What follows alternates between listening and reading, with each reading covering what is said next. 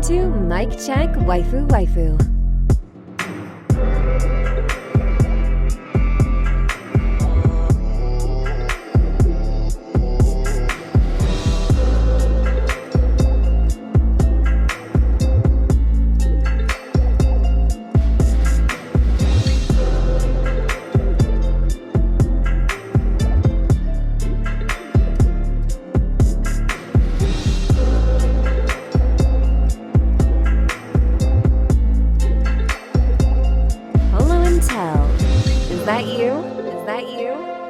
Mic check. Mic check. Waifu King Teliano. Is that you? Official podcast after the pre-show we hear. This is episode 281 of Mic Check Waifu. As always, it's brought to you by Patreon. Patreon.com/Mic Check Waifu is where you can get, early access to the video version of this podcast. It's where you can get access to the Patreon exclusive podcast, the after stories, where you can get access to the pre-show, which we just did a 30-minute pre-show episode over there on Patreon. It's up now on patreon.com/Mic Check Waifu.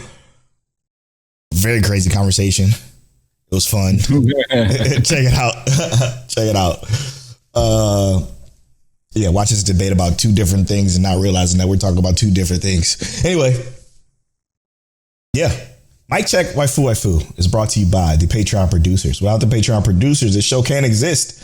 I want to give a special shout out, though, before we get into the Patreon producers, to a new Patreon supporter of ours. Shout out to Cedric, who joined us at the anime fan tier. We get access to all that stuff per mentioned earlier. We appreciate you, Cedric, for the support. No matter what tier you support us, it's always appreciated and it always means the world to us. So thank you so much for that. And then shout out to everybody that joins us free members. That's also appreciated. Now, to the GOATs, the Patreon producers, Christian, the archivist, Rob from Dad Needs to Talk podcast, Fear, Gad the Pro from Chaotic Culture, Explicitly, All for One Matt, Mazer, Altor, Monique Williams, Simi Sensei, Frozen, Rob Stone, and last but not least, our guy, T Money, fingers. This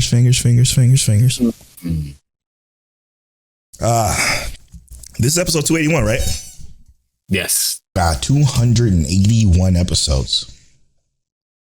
I want to preface this episode by saying next week, I'm doing it early.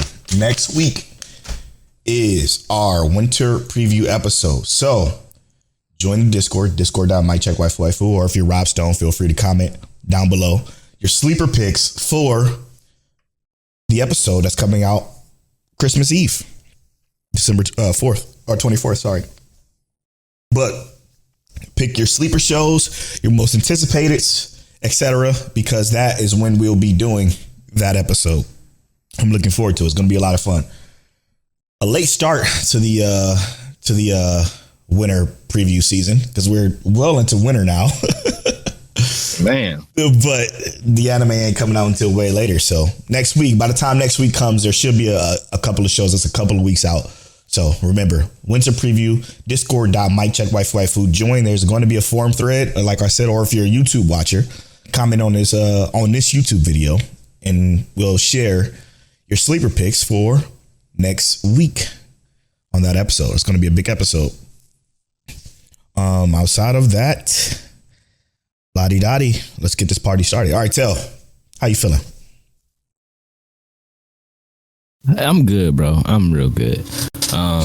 My wife graduates tomorrow. Nice. Congratulations. Psychology. So that's amazing. I'm excited to celebrate her big moment. I ain't gonna lie, and hear me out, bro. Polo know me as a younger person when I was like talking about ain't no such thing as teenage love and all that kind of stuff, and I was that kind of person. I cried the first time I saw my wife in a graduation uniform. Of course. I absolutely love that woman. I think that she's amazing, and everything she does, she works super hard, and I'm super proud of her. So I'm excited, like I did something, but I feel like that's just how it is. Like I'm like that with all the people I really care about. If Polo do something big, man, I get excited, I get happy. Monique, she hear me talk about it all day. Like I talked about, I remember Polo told me something about him getting rated with like a bunch of people on the stream. Oh yeah, rated with a bunch of people. I'm super happy for him. I hope he got a bunch of subscribers, that kind of thing. That's just who I am. People I care about, I get super excited, and I love good things for them. So I'm in a really good mood because of that, and I just feel madly elevated. How you feeling, Brolo? Not too bad myself, man. Not too bad myself. Relaxed. Just drunk some tea during the pre-show. You know, I'm gonna start doing that from now on. You reminded me of my love for tea, and I just need to do it more often. You know, had some elderberry lemon balm tea, which was fire. I gotta get that. I'm gonna build my tea collection up. You should, man. You should. Like I was telling you in the pre-show, or not. It was before the pre-show, I think. But it was all because of our 8th grade science teacher on why I love tea, and it stuck with me literally all my life. Like I had a whole, like when I was at my old job, I had a whole tea set, like a whole steeping tea set and everything, where you actually put the leaves inside this fucking thing, you pour the hot water over it, and it drips down and it drips slow. It was a big deal to me. Had to get rid of it all when I moved, but. And I say this because I've always, like I was telling Polo, I've always had this, like, I've always enjoyed tea, but there's certain teas I don't like, right? Like I don't like any of the pre-bottled tea. I've always used to say this. I hate anything that's brewed. I was saying I hate tea. And I say this, I hate tea, I hate beer, and I hated something else, right? Because I don't like the fact that it tasted brewed. But I like regular homemade tea. And it's no sugar. I'm just like you, no sugar. I hate tea, I hate beer, I hate coffee. That's what it is. Anything that was like that kind of brewed or whatever. But I've realized that this regular homemade, just throw the tea bag in there, certain kind of teas, they good, and I don't want the sugar or anything like that, so I do love it. But I've been watching, what's his name, Minty Bong Tea or something on TikTok. He's just a dude who takes a lot, like fresh fruits and things like vanilla or whatever, and he smash it up, put it in the tea, steep it for a little bit, and make the tea. And I'm like, yo, he makes some crazy good looking stuff. He's done tea with like whiskey in it. He's got this medicine ball tea. I'm like, I'm gonna buy some tea. I'm gonna get my tea collection up. And I'm gonna have some tea. And it's been a nice little refreshing thing for me to do every once in a while. I've been drinking tea every morning for like a week and a half now. I wake up in the morning. I drink a bottle of water, boil some water, make some tea. Great natural source of caffeine too. Good. Well, I don't do any caffeine. No caffeine at all. Okay. No caffeine in my tea. Which some teas will have it, obviously. Right. But the tea I've been drinking has no caffeine in it. Because I've also been doing non-stim pre-workout. So I've been kind of laying off the caffeine as it is anyway. Good. But brother. Yeah, brother, it's been good. I'm sorry, I ain't mean to take up your whole section. It doesn't matter. I wasn't gonna say much anyway. Welcome to My Check White for Food Anime Podcast. Is brought to you every Tuesday at 9:30 a.m. CT Central Time. What was your episode of the week this week? I'm gonna let you. Well, are you gonna say TsumaSho? I mean, because I wanted to say the most notorious talker. If TsumaSho is gonna be on the list regardless. Yeah. I was actually going to go Bluebox, but somebody got to say TsumaSho. So I'm gonna say TsumaSho. Okay, and I'm gonna say Bluebox. Bluebox is spectacular. I think we're going to take those two to spoiler talks. I mean, obviously the wrap of TsumaSho has to be in spoiler talk, but Bluebox has to go there as well. And I mean, maybe we bring Notorious Talker too, because what a fantastic episode that was. I like the method behind the madness that is within this show. And we talked about it all the time. And all that matters for that segment of at the end of the season. Shout out to All For One Matt that gave us that idea, who coined that idea, I should say. He's definitely going to be the best male character of the season for sure. And I'm talking about Noel of the Most Notorious Talker for sure. He's stomping on the segment. Yeah, 100%. 100% by a whole lot. And in the female one, it's pretty simple too. I don't have to say it. I'm pretty sure we're in agreements on this too, but yeah. So we're going to talk about that at the end of the season, which is in a couple of weeks, which is nice. All right. So What was the Discord episode of the week? Discord episode of the week was actually, funny enough, a tie. Mm-hmm. And the tie was between Most Notorious Talker and Bluebox. Okay. So, interesting. The exact same dialogue going on there. If I really wanted to be petty, I could have said the episode of the week this week for Discord was episode 280, the Understandwich. Ooh, that was a good episode. A lot of great conversation came from that episode after that episode was recorded, which sometimes I wish y'all be doing this when we do community conversations, because TCB, great shit. I mean, we might have to read some of this. Sure. Crystal, some more great shit. Mazer Altor with a fucking bomb of a talk there.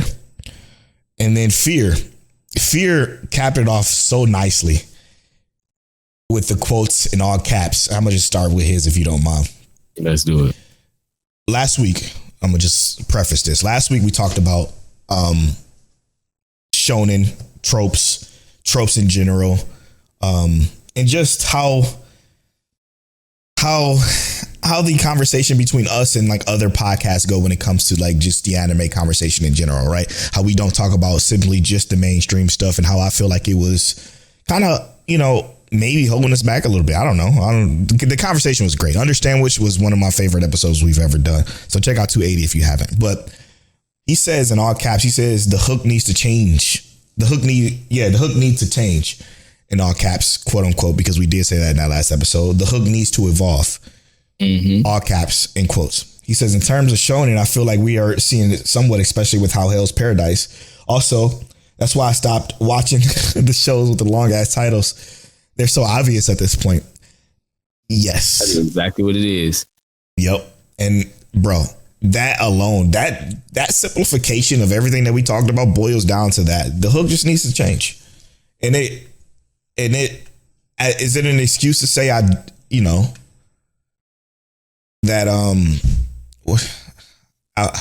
could I call your taste is altered over time, you know what I mean? Yeah, but is it an excuse to just call it I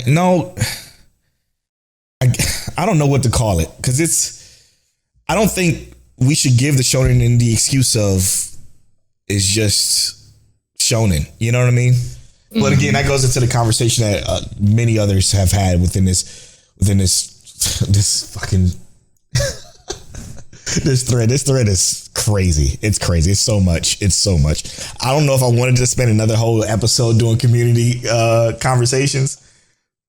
Community cleanup is cool. Community cleanup. You want to do it again? Yeah, let's talk a little bit about it. We ain't got to spend too much time on it, but let's talk about it since they brought conversation. Let's let you. I'm gonna let you swing into TCB here if you don't mind, Till. You want me to start from the top with TCB? Yeah, please. All right, so TCB comes in and says, talking about the fall season being catch-up season, that's me for winter 2025. For me, that ain't looking as meaty for my taste, which we did say this season has been, I'm not going to say lackluster, but it hasn't been so impactful, so we've had other things we could watch. Yeah. Only got 8 to 11 shows on my next season list at the moment. By the way, lots of shows ending in the next 2 weeks because Golden Week at the end of December in Japan, a week break. By the way, a bit about shonen y'all had. Shonen isn't a genre, but a demographic. That's true. Which we do know, but that is a point. Seinen, josei, older adult women, shoujo, younger adult women, girls, to name others, is constantly misconstrued as one, though, to keep it in mind. Specifically about Bluebox and Hell's Paradise, both are technically classified as shonen. Both are published under the Weekly Shonen Jump banner, just under different means of accessing it. Yeah, so that we know, right? We know that they're technically not a genre, but in the grand scheme of things, if you want to, not to call out your will, actually, it's a genre. They're separated. Those what you named are separated in the sense categorized by quote unquote genres, right? They're different styles of storytelling is essentially what a genre is. So to say that it's not a genre is both right and wrong. Yeah, the way I look at it is just another classification for what we're looking for. Which is, guess what? What is a classification of something? usually considered. Basically going to be broken down to this in a genre. Exactly. So that's what I'm going to say. Like, I can understand what you're saying with the genre thing. I'm going to say it is another classification for an anime that we're specifically looking at, specifically with the tropes being catered towards, like as you said, that age group, younger children, younger male or men or whatever. So we do understand that classification, right? Especially considering things like Bluebox and Hell's Paradise, because Hell's Paradise seems like one of those shows that's on that teetering area where it can definitely be geared towards a younger audience, but because of the somewhat gruesomeness of it and the language of it, it does seem quite a bit more adult. Whereas Blue Box, it's facing the younger men, but still closer to adulthood in that aspect. Right. So I understand it's definitely in that Shonen Jump, Shonen era. So to be fair, right, it's not misconstrued because everybody, I think, and I'm assuming for everybody in the world that they understand that yes, the categorization of shonen, seinen, josei are all technically just demographics. They're categorized in a way that they can be considered a genre for this type of particular TV watching, because if you look at genre, you just have action, which is way too broad. Then you have slice of life, which is not broad broad enough. You know what I'm saying? Like there's just so you can't categorize anime in just the simplification of the basic term genres, right? Let's consider it a subgenre. Exactly. You need a subgenre to kind of categorize anime in a little bit more detail. So, while again, we appreciate you correcting us, we know. But he said it was a great discussional episode y'all had. Should definitely do more of those. Y'all talk about the comfort levels in anime. Could be a nice little discussion too. Now this probably could be a main topic for today, but since we're going through this long list of stuff, probably won't have a chance to. But after hearing y'all talk about it with anime like Dan Fire Force, Hellsing, 100 Girlfriends, etc., the nuances with how y'all approach it, basically y'all take on controversial aspects in the anime through your own experience in the community we have here. Mm-hmm. Yeah, like the comfort levels. So that it could be a whole entire episode in its own, because when it comes to comfort levels, I think me and Tel agree on this. Like stuff that makes us solely uncomfortable is anything to do with children over sexualized, right? Right. I think that's a huge problem. And then the other thing is like brother and sister weird shit like that. That is, I know it's a cultural difference between like, the Japanese cultures and how they feel about that certain stuff, because they're okay with dating cousins and shit. Like, and that's just something in the West that we're not used to. So I can set my cultural ignorance aside for stuff like that. But it's when it's like close relatives and children over sexualizes when I get uncomfortable.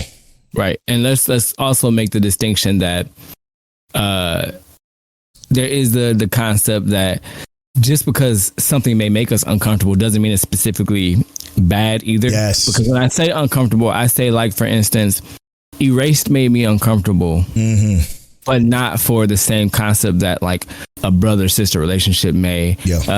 Higurashi made me uncomfortable, but not for the aspect of like what I was even expecting. It was what I was expecting, but I did not get. You know what I mean? Sure. So there are things that would make you uncomfortable that are still necessarily good, is what I'm essentially going to say. Yeah, and the same goes for me. Like when I say over sexualized, I'm not talking about like, this is about to sound fucking crazy, so bear with me. Because you're right with that part on the children, 100%. Yeah. I'm just talking about how they like make it to where it's like sexual. For example, Don, he's naked, she's in the bra and panties, and they're on top of each other. Or oops, I knocked my camera out. Or them like talking about taking some testicles from a child, like that type of stuff is uncomfortable. But I don't like the Fire Force with Tamaki.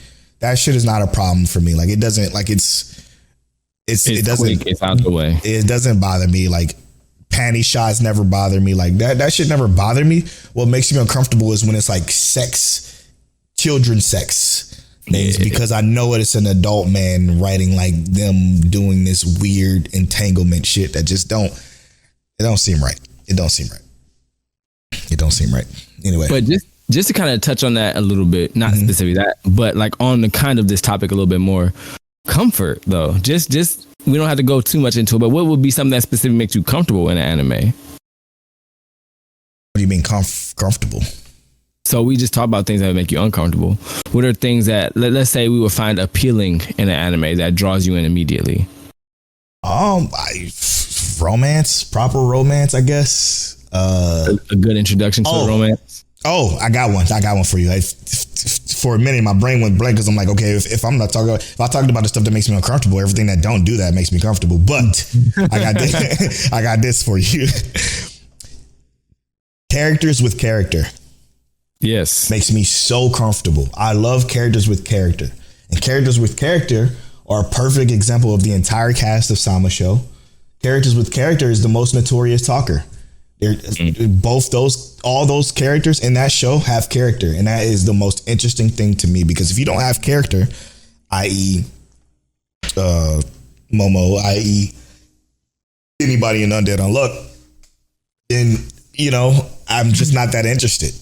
I.e. Attack on Titan. It just if you don't have character, I'm over it. I can't be entertained. So I guess that's what makes me comfortable. What about you? I kind of got a battle with you on the Attack on Titan one, only because they did start off with character. Yeah, no, that's true. They started off with character. Maybe I was being a little facetious, but hyperbolic, if you will. For me, it's got to be like a lot of the world building. You know what I mean? If I turn on the anime and they're discussing the world and it sounds interesting immediately, I'm with it. I almost feel like one of the best explanations we've had for that, kind of the little bit to go back at it, is like Astro Lost in Space, how it came in with the characters being very strong, but they kind of gave us an idea as to what they were doing, or what they were going to be doing, without telling us what they were going to be doing. Just explaining the scenario. Like, to me, that feels like good world building by setting the story and what we're doing going forward. And then the interstellar twist within fucking Astro Lost in Space was just...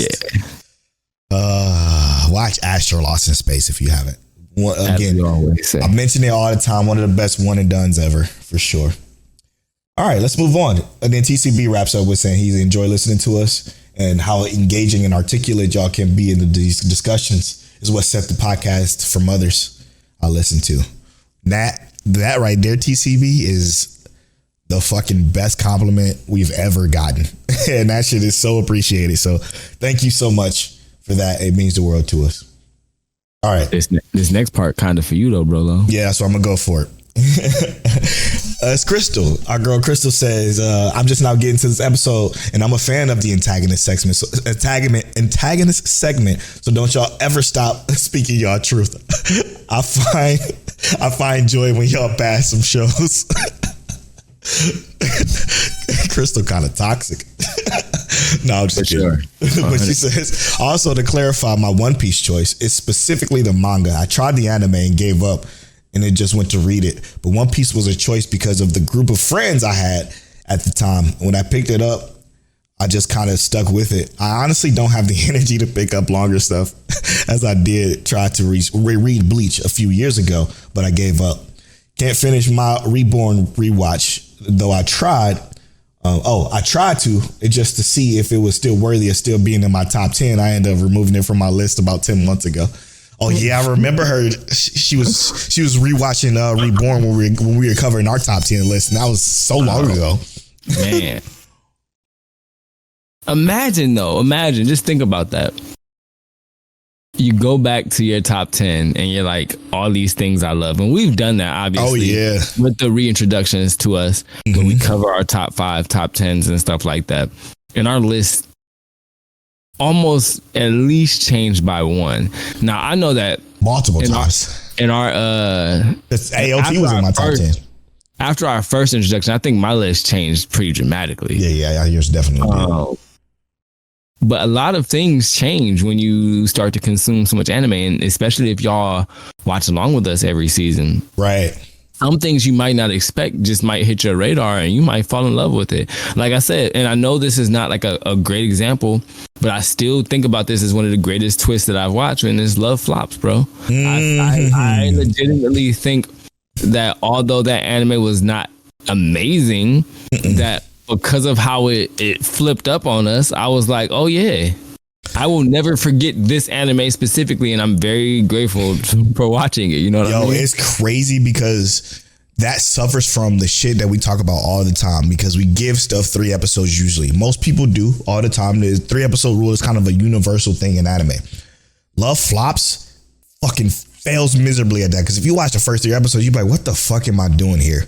And you get to episode 6 or 7, I think it is, and it literally changes the fucking game. Like, it's the turning point that we always talk about in anime that is so spectacularly surprising that, again, Tell was right. It's still, even with the flop or the turning point within the Love Flops, it's still not that great, but it's just so overwhelmingly ambitious for kind of a vaporware show that it's kind of goated for that. Yeah, like I would recommend watching it just for that. I'm not going to tell you it's amazing, but I'm going to tell you stick with it a little bit longer and then tell me what you think. Blows your fucking mind.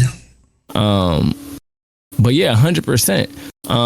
And that's kind of one of those things that, you know, we benefit from with, you know, watching these things and having to go back through our list and change things ever so often. You want me to hit Mazer Alter? Yes, please. All right, this is a long one, y'all, so give me a minute. Patreon producer Mazer Alter. I just parked at work and have been listening to the episode en route.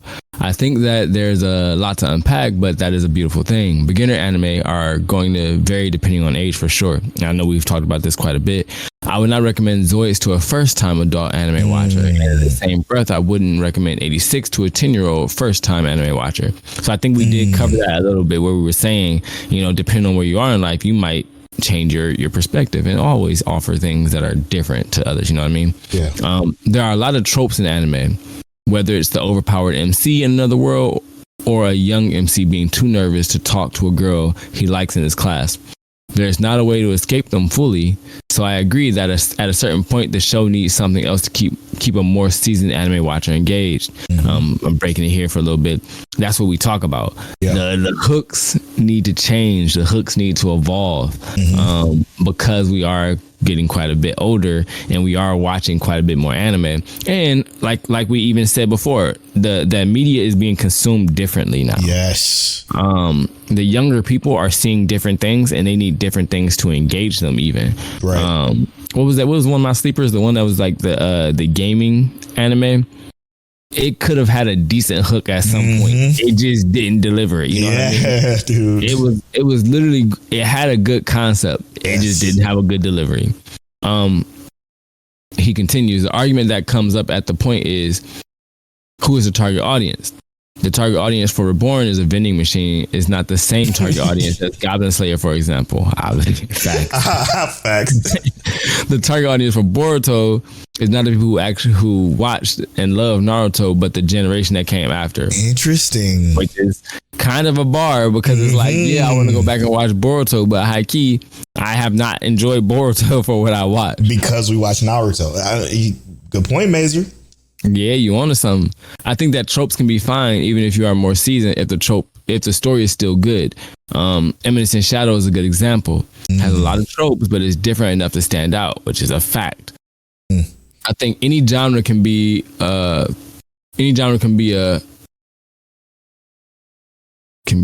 started anime depending on any genre can be a starting anime depending on the person. I may recommend Demon Slayer to one person and My Dress Up Darling to another, and to go even a step further, I would argue something like Berserk can be an entry anime for someone under the right conditions and personal taste, which I can also agree, because I remember when I went to my first anime convention, they had this giant Hellsing event. And I remember someone saying this is my first anime. And I was like, your first anime? Hellsing? With all this blood and guts and vampires everywhere? And that was your first anime? And it's like, yeah, I've always been into horror. So it was like, okay, cool. Maybe that's your thing. And I think that based on, and we've talked about this as well before, based on who you're talking to, you definitely want to provide. I mean, context is key.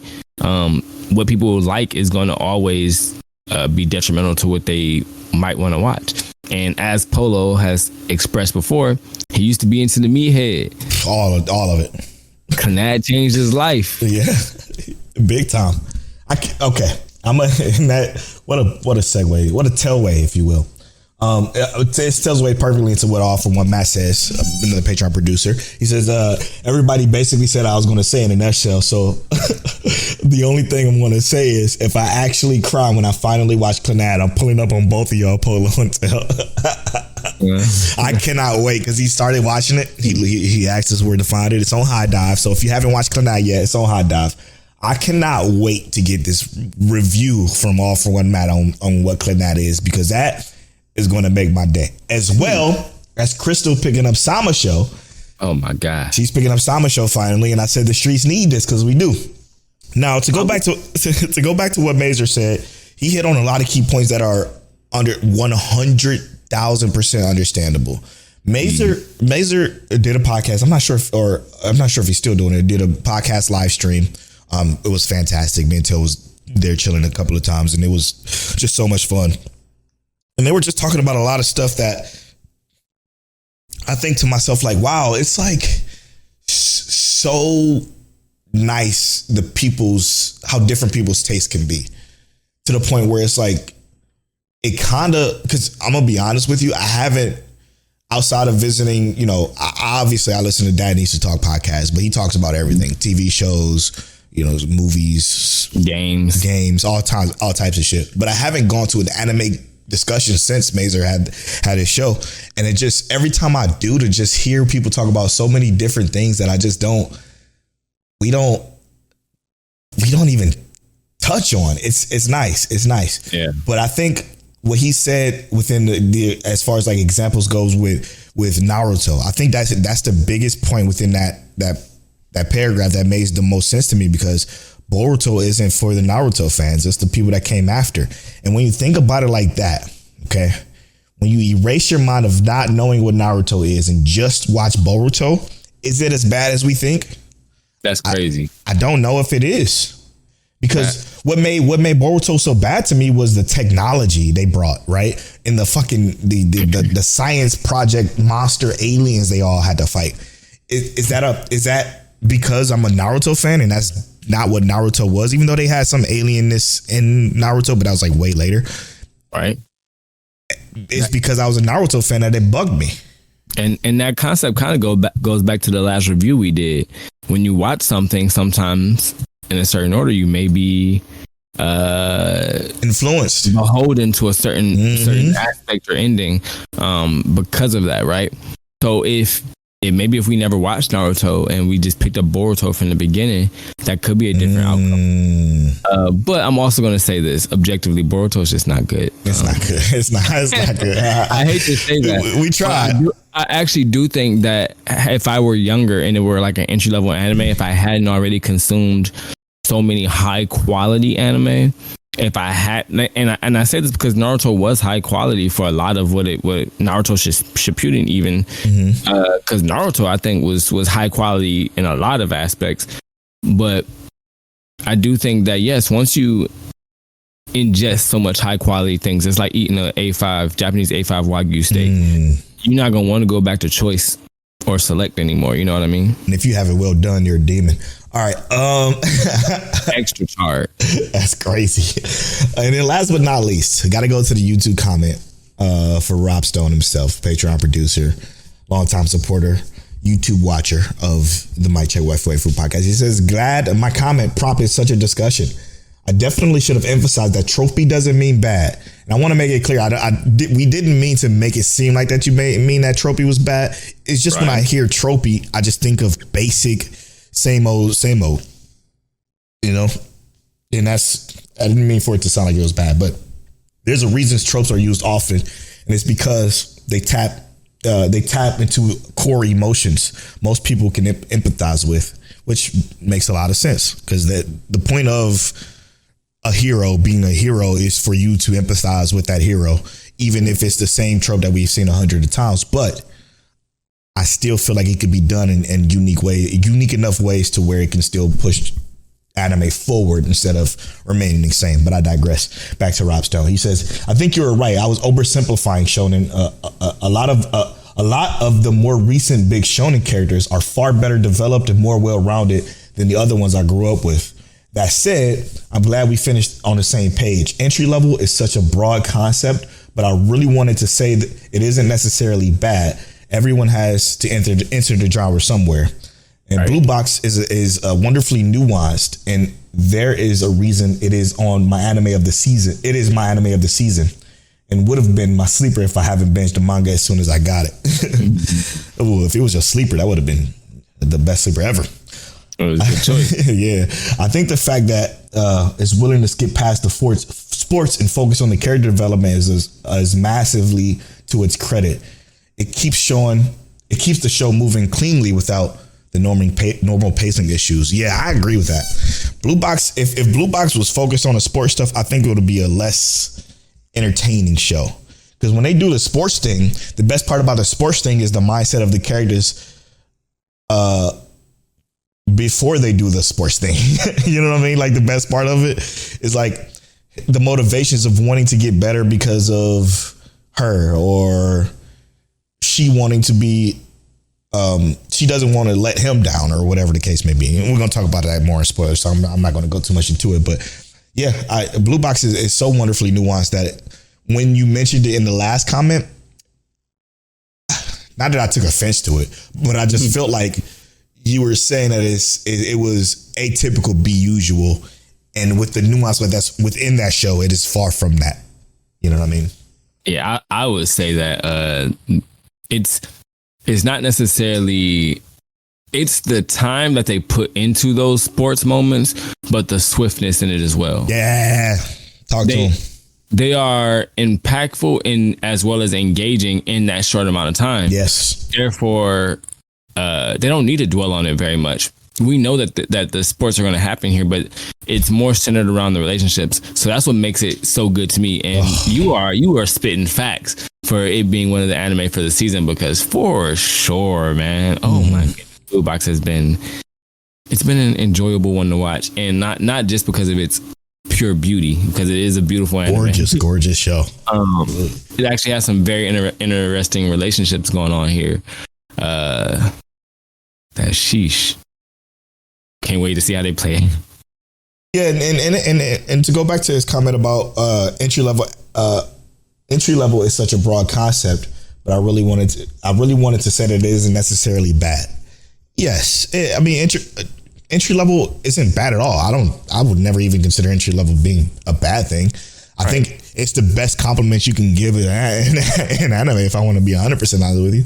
It means I think you should watch it. Yeah, exactly. To be an entry level anime means like, yeah, I mean, you took the words right out of my mouth.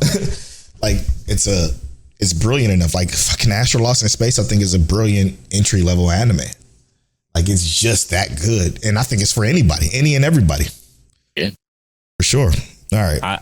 Oddly enough, as much as I love ReZero, I wouldn't say it's probably entry level for almost anybody. No, I would not. It is too convoluted, and yeah, no, not at all. It's just so interesting to hear. Everything that we've said is the same thing that they feel, brought in different ways, right? I think, does that make sense? Yeah. Because I feel like everything we've said is the same thing they're saying, which got to make it why they listen to us, because it's I don't know, it's nice.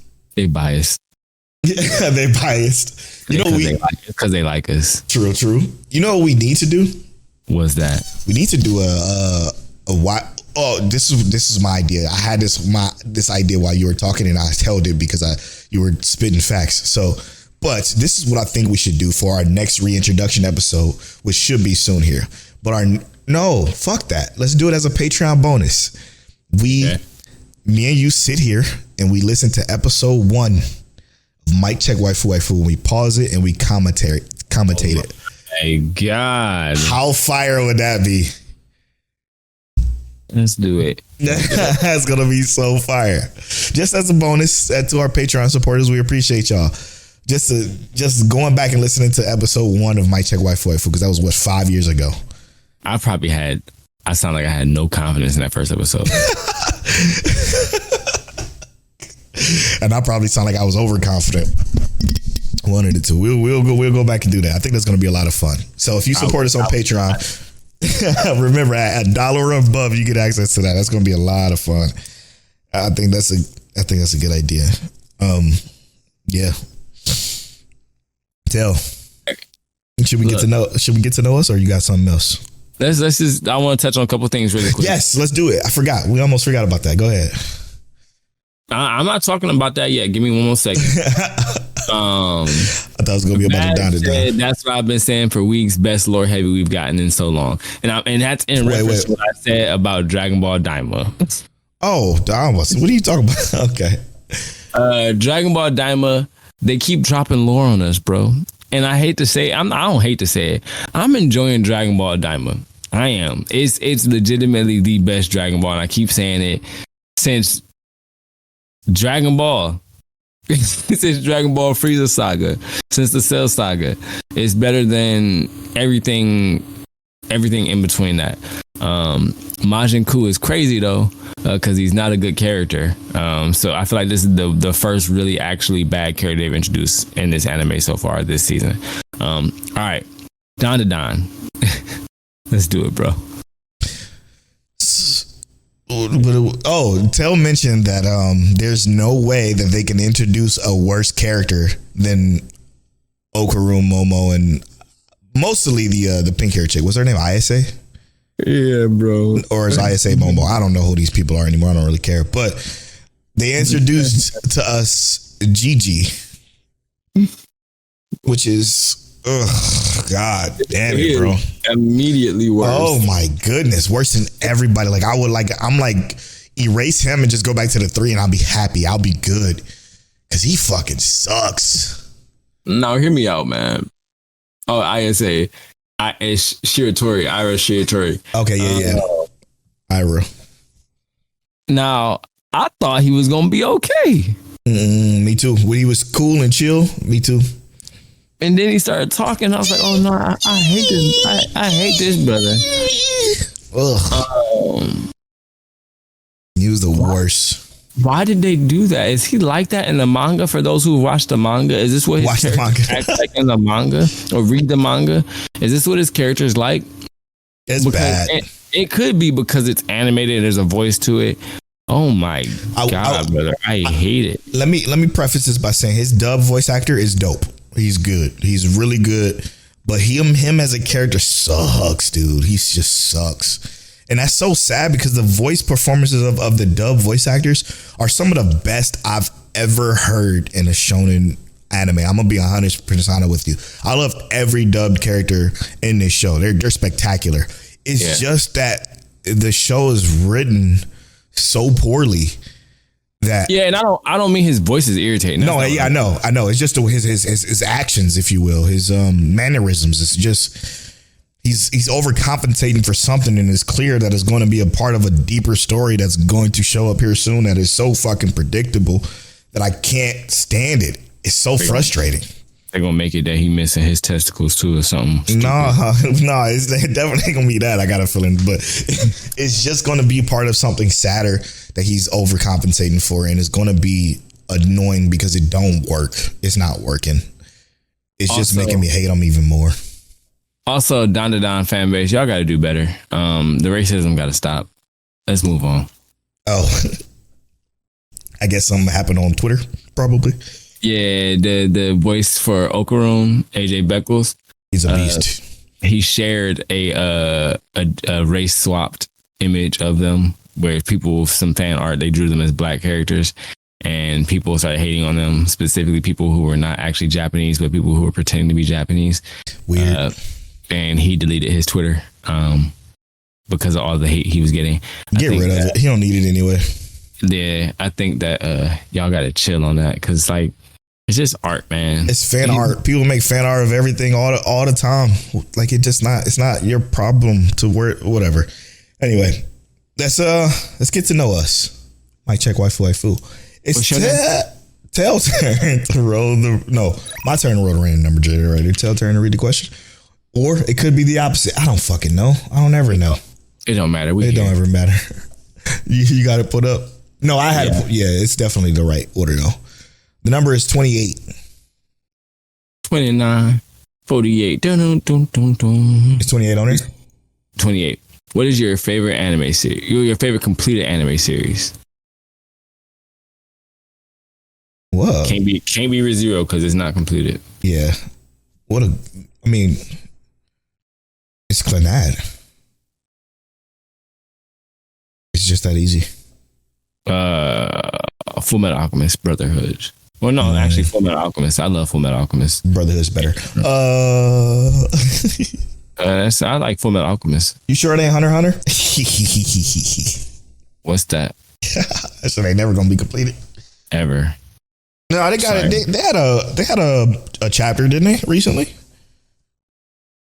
Yeah, I think they did. I think they had one chapter, and it was like 3 months ago, but they had a chapter. I don't want to speak on that because I feel like every time people talk about it, he go back to the hospital, and I want. Oh the show. Yeah, no, yeah, we don't want him to go back to the hospital. Yeah, but it ain't gonna never be done. It ain't gonna never be done. And sadly, I think that the show has a lot of potential still, even to this day. Yeah, it's show a lot of great moments. People hate when we say that because that's all that the Chimera Ant arc was moments, and then it was like 10 episodes of nothing. Dude, a lot of Hunter x Hunter is just great moments, bro. You can't think of nothing but the moments. The journey is just not there. Yeah, bro. Okay, we're about to get roasted. Roast me, because I'm gonna tell you right now, the Chimera Ant arc. Let me just Google this real quick, and I'm not trying to be facetious or nothing like that or mean, but let's just Google this real quick.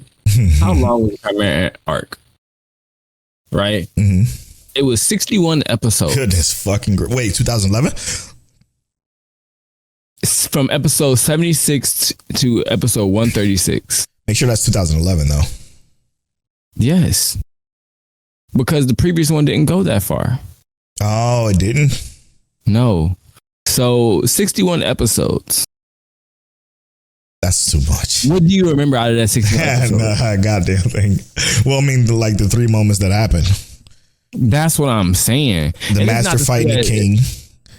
It's not to say that there wasn't build up, because obviously build up is important sometimes, but I don't need 5 episodes of build up before something major happens. You know what I mean? Watching Dragon Ball Z though, or Daima, sorry. But it's not even that. Dragon Ball Daima ain't even got that.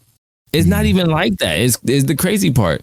So I don't need 5 episodes of build up before something important or impactful happens. Especially not when I'm watching something like Hunter x Hunter. It's already 136 episodes. 60 of them is 61 episodes with mad build up in between. Like, that's just crazy. And it's, like I said, I'm not trying to thrash anyone's favorite show or favorite tournament arc, but that's literally what it was, a tournament arc, and then a generational crash out from a little boy who watched his mentor needlessly get killed. Where's my antagonist button? Like, it literally, everything about that could have been better and more concise had they just said, let's cut out the nonsense. Let's not make so much of this trivial and BS. Let's not try and humanize these ants, because they're ants and they're still evil. And the crazy part is, they really did try to humanize them. The best part of it was part of the humanizing when they did the little girl and her ability to play show or whatever the chess is. Yeah, that was amazing. And then the rest of it was like, what's going on? Why? Like, it almost felt like that was out of place, because that was like the best part. That could have been its own arc, and they could have cut the rest of that crap out and just got straight to the action. Like, I don't know, bro. They probably could have skipped this whole Chimera Ant arc and let us at least see Gon Dad or something. I don't know. Instead of the one episode we got him for. The one episode we got him for, and then he went back to worst dad in anime ever other than Bondru. So yeah, bro. You can't tell me nothing about Hunter x Hunter and its mediocrity. Sorry. We'll be right back after this. I've been working all I can, get back to unite me. You know I got a plan, hoping that you might be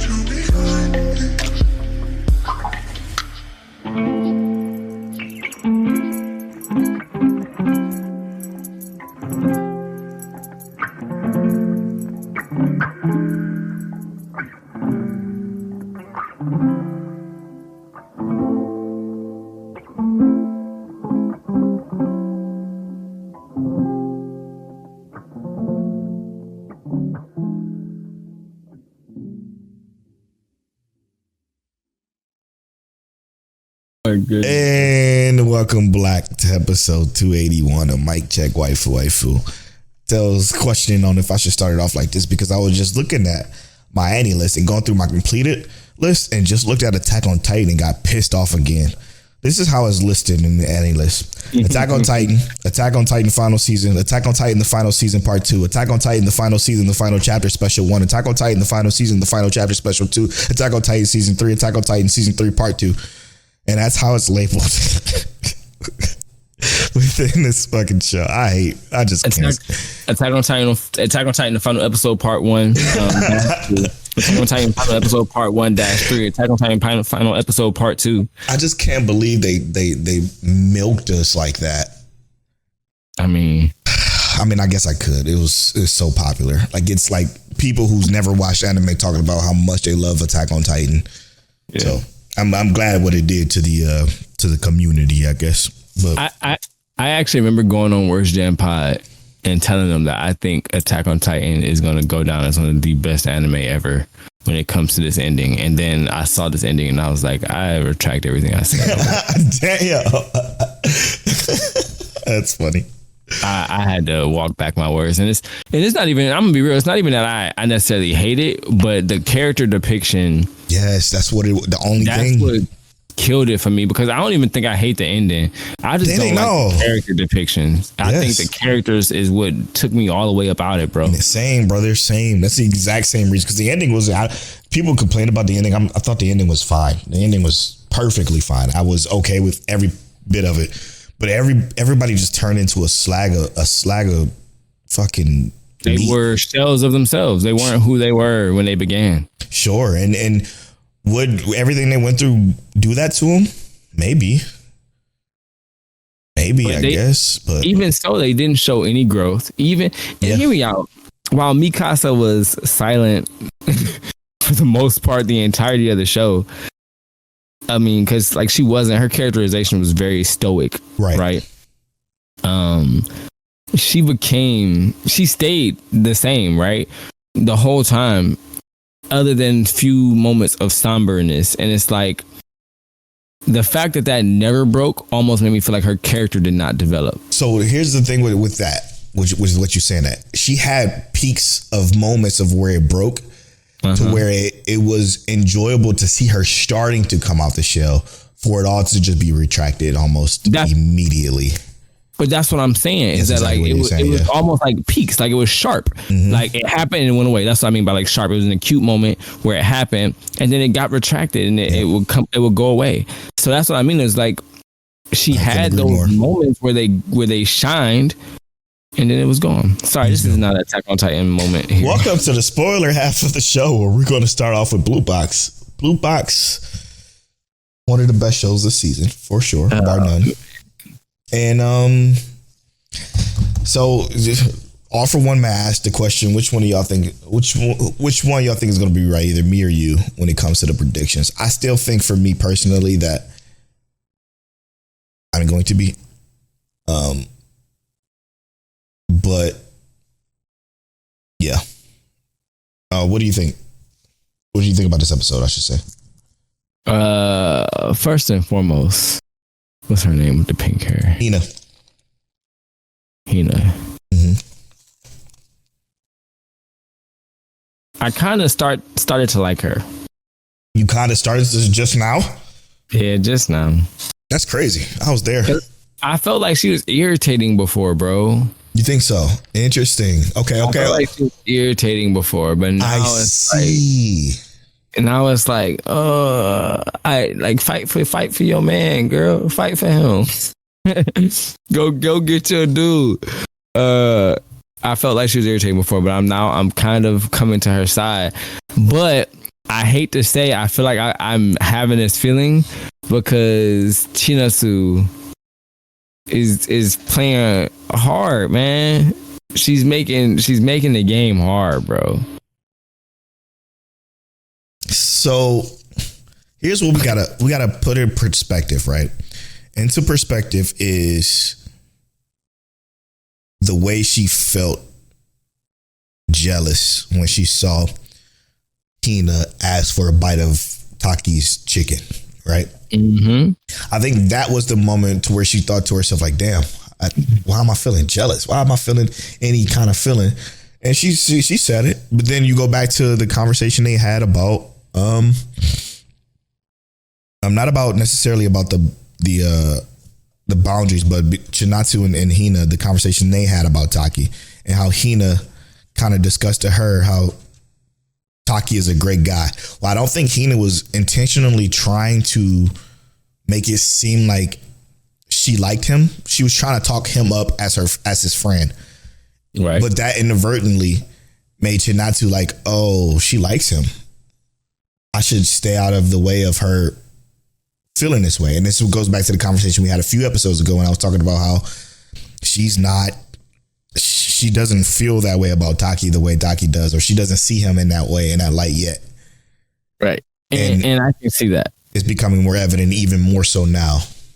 Because with the line she draw. line she drew. Sorry. I hate it because I feel like she has some interest in him, but then in this episode she go around and say, I don't have no time for that. I'm like, what do you mean you don't have time for romance? What do you mean? That's been the entirety of what this show's about. Taki knew she didn't have time. Taki knew that was his goal was to get out of the way of that. That's, again, it goes back to the nuance that we talked about earlier. But he knows this. That's why he is focused on him trying to be a part of her goals as well. And he's trying to get to that end line, right? When they get to that end line, they get to nationals. She wins nationals. It's over. Present. Mm-hmm. Time is available there, and I get that, right? And it almost feels like maybe he's trying to set the line so that he can make himself noticeable there or whatever, right? Mm-hmm. But I almost feel like, I don't know, man. Hina putting in the work. she trying to be there. Yeah, what Hina said this episode was powerful. She's like, you got like, and it had to hurt her to even have to say this, but she's so conflicted because she want him to be happy. She even said it, like, I just want him to be happy, but like, it's hard to see him so down on himself in this situation because of how I feel for him. And it hurts me to know that she's suffering just as much as he is with her, but she gets to watch her quote unquote best friend, aka the person she loves and is crushing on, fawn over somebody else and be hurt by that somebody else and not be able to do anything about it because she don't want to ruin her relationship with Taki in the first place. So it's like, it's such a fucking conflicted situation that I don't know where to go. And I think where to go is for him to forget about Chinatsu. And what I mean about forget, I don't necessarily mean forget in the sense of just don't try anymore, but to just let her be. Don't let being around her cause you uncomfortable nervousness, which she's doing a good job with right now. Like, he's able to do his homework and she's able to talk to his mom, and it's fine. It's perfectly normal. Keep that up. Let everything go. And then this will be Hina's time to shine, to step in. And if Hina steps in, maybe Taki can remove himself from Chinatsu and get with Hina, which, to be honest, I'll be okay with. But I got a feeling, like I said last week, that when that happens, that's when Chinatsu is going to realize, like, I really like him. Here's the thing, is that, and this could be relating to characters too much because they are not real people, they're fictional characters. And remember, they're Japanese, so I feel like Chinatsu is like me, man. I feel like how I've always been is I could like somebody, and if I gotta cut it off, I'll cut it off. And if I see you with somebody else, I ain't gonna worry about it. It ain't none of my business right now. Yeah, I don't think that's the case with her at all. Because look at the chicken example we used earlier. You're right. She's gonna back off though, is how I feel. I feel like she's going to back off if he actually gets with Hina, is what I'm saying. I think if he actually shows like he's interested in Hina, I can't see her intervening, bro. I can't see it. I can see her maybe throwing a hint, but like, I don't even see her throwing a strong hint. You know what I mean? I see her maybe pump faking. No, you're making a lot of sense because you're right. I don't see her doing anything that's strong enough to validate Taki's feelings to even want to continue to express that, because Taki does express that he wants to. The reason he's keeping his distance because he doesn't want to go too far and make things worse, right? So it is that he's going to look for an opening, but I don't think there's anything she could say to him that will validate him in the fact that he may want to continue and pursue her in any way. So do you think, I guess we should go back to what happened in the episode. Do you think what Hina said is going to push him to stop this charade? I guess would be the lack of a better term. Not yet. Interesting. I think that it's still going to take a moment, right? Because here's what I essentially think. I believe that what has to happen is essentially what you say. He has to shift gears. I think he's not going to pay attention to Hina. I think that he's going to drop he's not gonna really like use Hina as the love interest. I think he's going to, and I think that it's going to lean into him. Sorry to cut you off, but I don't want you to misconstrue what I'm saying. What I'm saying is, do you think that's going to influence him to get back to trying his best to remove that line with Zenitsu because of what Hina said? Yeah, no, what I'm saying is, and this is what I'm saying, I think he's not going to pursue Hina. I think he's not going to pursue. Yeah, I wasn't saying that he was. I wasn't saying he was going to pursue Hina. I'm just saying that the words she said to him to encourage him to go back to trying for Chinatsu. Yeah, I don't think he's going to pursue anybody. I think he's going to try and get better at his sport. What is it? His sport Batman. Right now, and that is going to be what draws a line. I think what we're going to see is that she's going to see that he basically sidesteps everything. He's going to continue to sidestep until Chinatsu says something. Interesting. And while I do think Chinatsu is not going to give off any strong signs, I think that she's going to let him know up front, like, yo, this is too distant again. Like, you know, kind of like what happened in the beginning. Like, you're taking too far of a step back, and I don't like this. And I want us to at least be friendly or cordial. I miss you even, right? Yeah. And I think that will draw him out of it, because I think, and I say that they did this for a specific reason, is that they put that Hyoga dude in front of him, you know, to see like he's being seen when it comes to his sport, and he needs to elevate a little bit more, right? And I think that while the sport isn't the largest aspect of it, because let's be real, they only give us a minute and a half of the sport the entire time, right? Yeah. Which, like I said, I love how they paste that in there. It's brilliant. I think that they're going to use his training, so to speak, as a way to grab Chinatsu's attention. Mm-hmm. See, and this is the that's first. What I think is going to get it. This is the first time I think we've been on the exact same page when it comes to the story progression, because it's exactly how I feel. Because I do think when I say, well, and when I was referring to when I talked about what Hina said, right?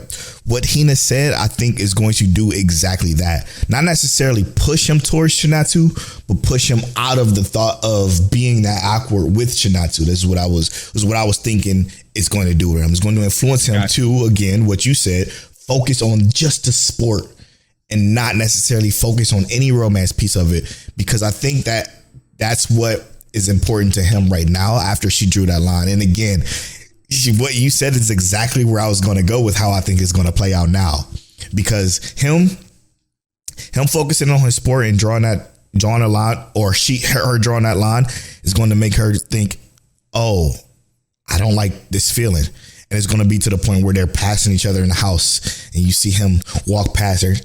Ohio gozaimasu. And that's it. And she's like, what? Nani?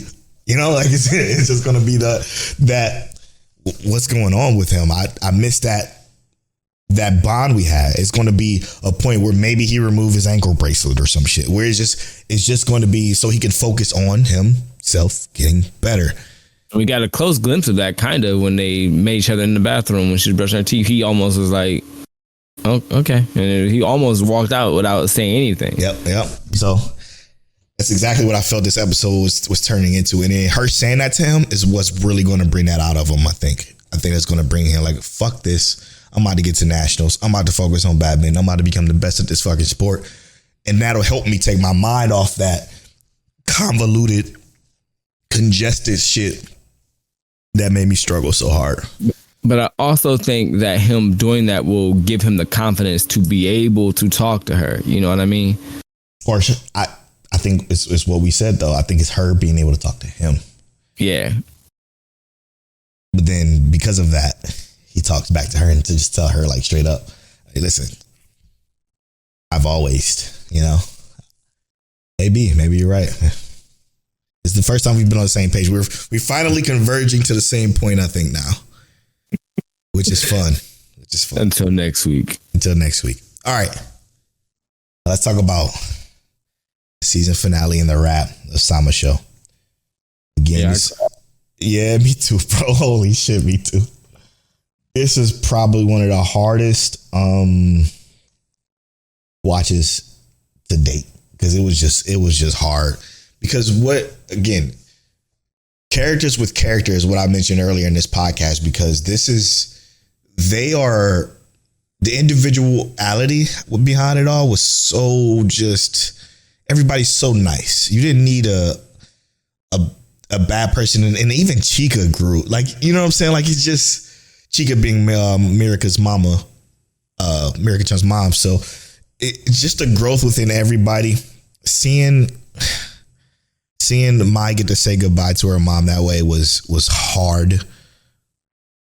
And then what happened after was even harder for me.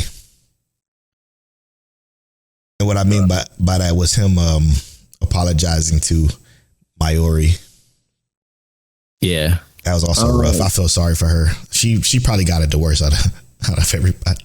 She did. I think they tied up the loose ends, right? Brilliantly, yeah. And we knew that had to be what this episode was going to be. But yes, it is brilliantly in like how they did it. Not even religious, and I was like, ugh. Yeah, but they didn't necessarily tie it to specifically that religious aspect. It was more of like being able to move on. Yeah, it was.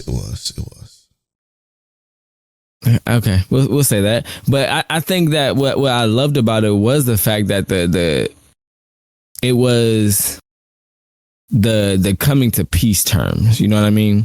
Yep. And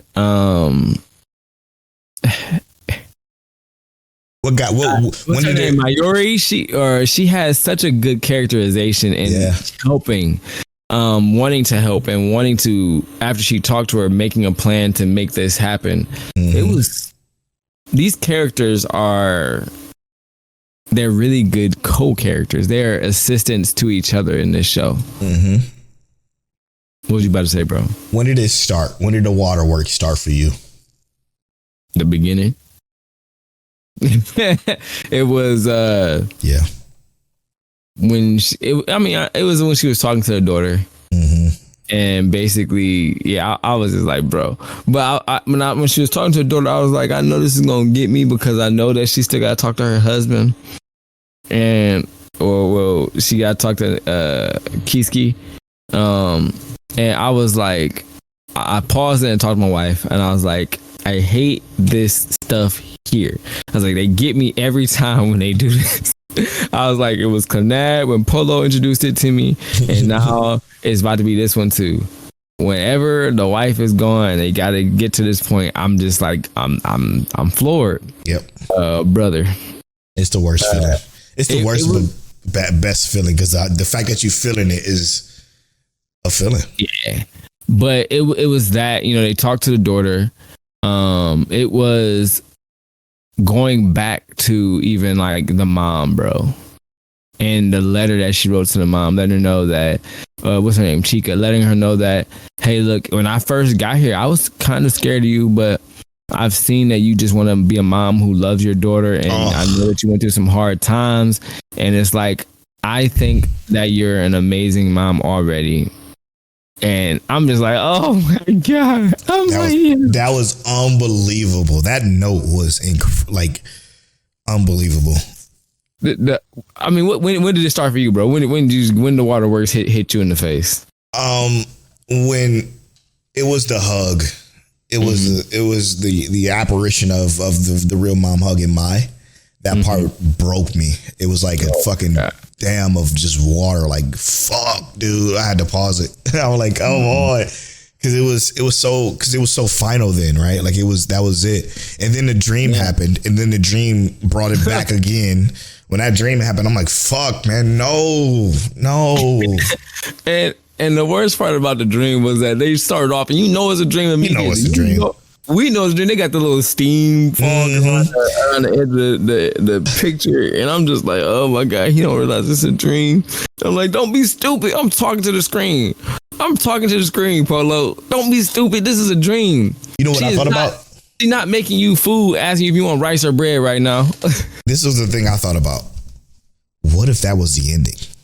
What if it was actually all a dream? And as normal as whack as that trope normally is, why would I have loved it? Is what I said to myself. I would have fucking loved it, but it would have been a terrible way of doing it. But I would have loved it. I don't give a fuck. It wouldn't have been terrible if you would have loved it, though. You know what I mean? Because if you love it, if you're satisfied in the end, it's not terrible. I guess good, valid point. But it was. I think it's a testament to how heart wrenching it was. Yeah, the whole thing. Because what killed me, like you said with the dream, it was a dream, and then he's like, "Oh man, yo," he's like, "I had the worst dream," but of course it was a dream because how could this happen any other way? And then she's like explaining to him, and I'm like, "Oh." Killed, man. It was a dream. He really was so happy to say it was just a dream, but I'm so happy I get to spend the rest of my life with you. No, brother. This is it, man. This is it. And then he goes fishing. And he hears her voice again. I'm just like, oh my God. He's schizophrenic. No, I'm just like, oh my God. His heart, like, bro is going through it. But I have to say something. Go ahead. I probably shouldn't. But I just want to give, this is tough to say because a great friend of mine who's a part of my stream community, who became a kind of a part of our group, gave us some news recently on why he's been kind of MIA and why this episode made me cry so much. And again, sorry Hokage for bringing this up. I'm sure you're okay with me sharing it, so I will, but the reason why it hurt me so bad is because I can't think about something like that happening to me now that I'm married and I have a wife, you know? So the reason why this crushed me so bad too is because our friend Hokage lost his girlfriend in a car accident recently. Oh man. So he's been MIA and gone, and like she was just a part of our conversations as he was, and she was a sweet lady. Her name was Sydney. She God rest her soul, but she's in that put it a lot into perspective. So when I watched this episode, I thought about that, and I thought about what he's going through, and I thought to myself, I'm like, I can't lose my wife. Like I just can't. I wouldn't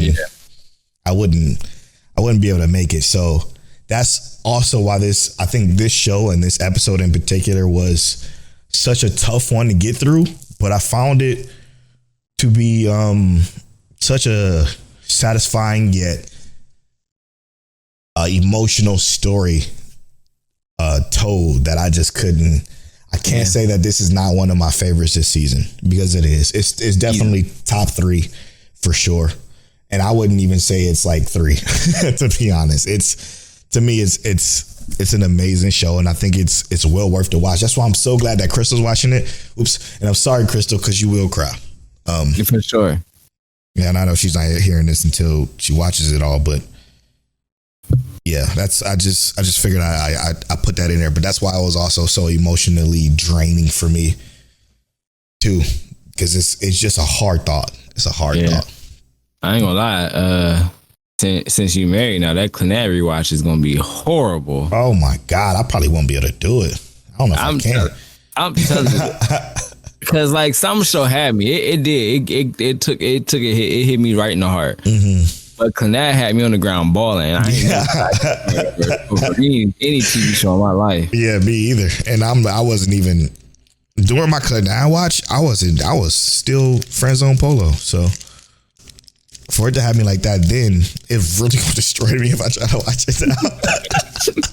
Canary watch coming soon from Polo. Oh God! Review. Goodness gracious, that would be so hard.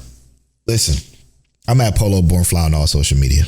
I'm at King Teliano on all social media. You can follow our social medias at Mike Check Waifu on Blue Sky, and at Mike Check Waifu on all other social medias, Instagram, TikTok, Threads, etc. And as always, Mike Check.